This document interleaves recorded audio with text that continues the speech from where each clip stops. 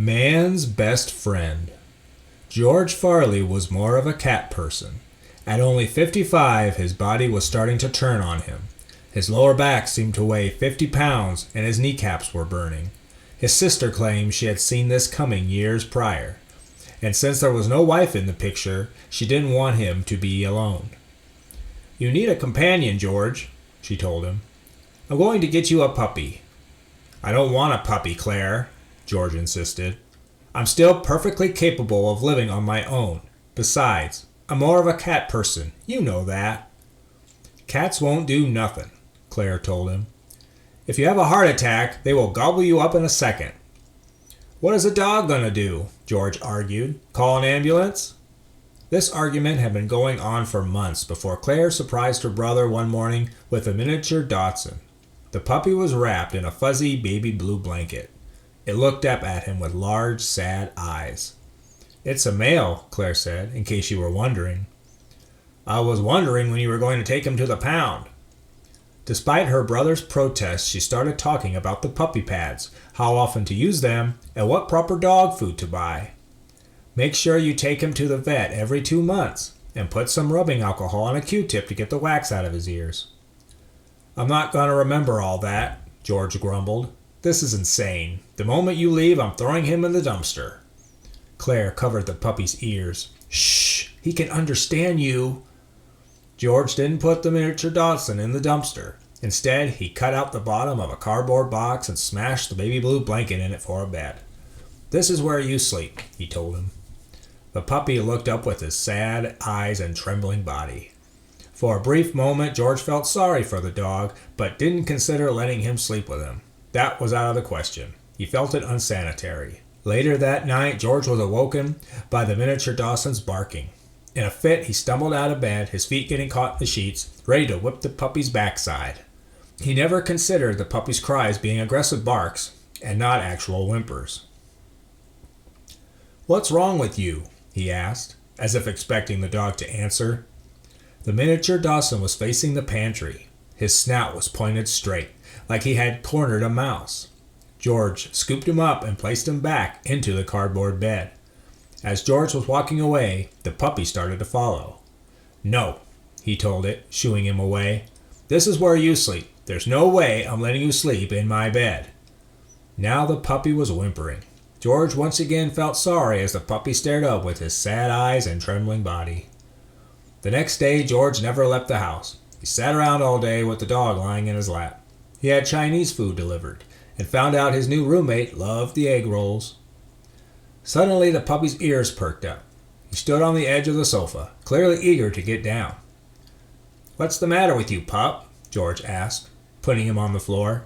"Do you sense a mouse or something?" Once again, the puppy started growling and barking at the pantry door. This time, George was going to investigate. Opening the door, he expected the puppy to run in, but he stayed put and continued barking. "Why don't you go in there and catch the damn thing?" A sudden draft blew inside the door. He never remembered the pantry being that cold. Normally, the pantry was humid. Perhaps there was a hole somewhere. He jumped back as one of the preserves crashed to the floor. There was no way he could have knocked it over. It came from the top shelf. The miniature Dotson barked hysterically. "Shut up!" Suddenly, another can of preserves crashed. George jumped out of the pantry. "What the hell is going on here?" The kitchen lights flickered. The puppy whimpered. Now George was afraid. With shaky hands, he went to close the pantry, but the door seemed stuck. It was like another force was pushing against him. Maybe we should get out of here," George stammered. Suddenly, there was a low wailing noise. The puppy was quiet now, hiding behind George's legs. A pale figure shimmered in the center. The figure was a woman, and she appeared emaciated, her skin sticking to her bones like wet paper. Her scraggly hair was partly gone, and her eyes appeared to be pleading. "How did you notice me?" the ghostly woman asked. George was so stunned he had lost his voice. He cleared his throat and uttered, My dog. He sniffed you out."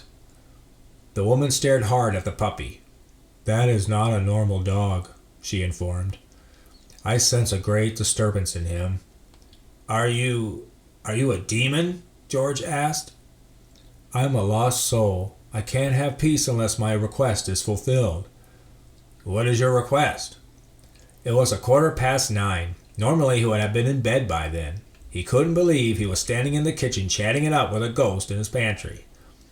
6 months ago I was murdered in this house, the ghost woman explained.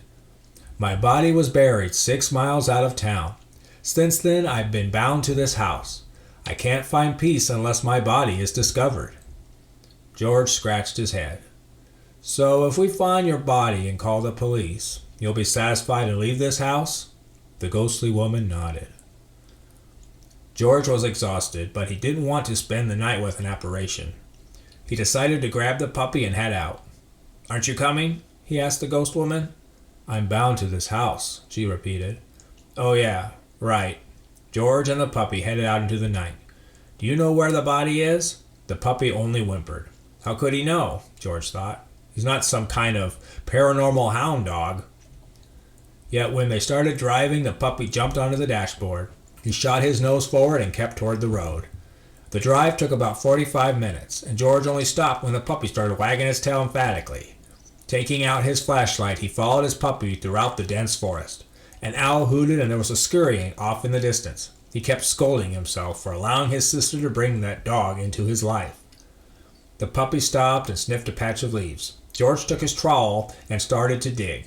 It took some effort because the ground was frozen. 5 minutes later, he came across a flowery lavender blouse. A few more digs and he discovered bone. The puppy started barking ecstatically. George told him to shut up while he called the police. As soon as he was done with the call, the ghostly image of the woman appeared. Thank you, she said, and then floated down to the spot where the body lay. The next morning, George appeared at his sister's house. He was returning the puppy, and when asked why, he simply said, I've always been more of a cat person. You know that. Man's Best Friend was written and recorded by Matthew Meyer.